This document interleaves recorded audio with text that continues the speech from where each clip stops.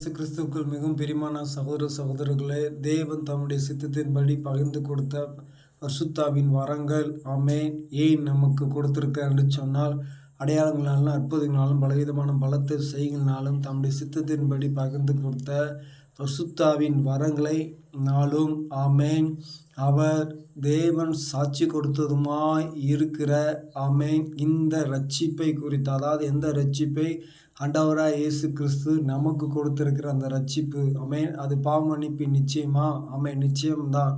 அந்த பாவ மன்னிப்பு நிச்சயத்தை பாவத்திலிருந்து நம்மளை வெளியே கொண்டு வரும்படியாக ஆமென் அவருடைய சொந்த குமாரனாகிய இயேசு கிறிஸ்துவின் இரத்தத்தினாலே அந்த இரட்சிப்பின் அனுபவத்தை நமக்கு கொடுத்திருக்கிறார். அந்த இரட்சிப்பை நாம் பெற்றுக்கொள்ளும்படியாக தான் ஆண்டவர் நம்மளை அழைக்கிறார்.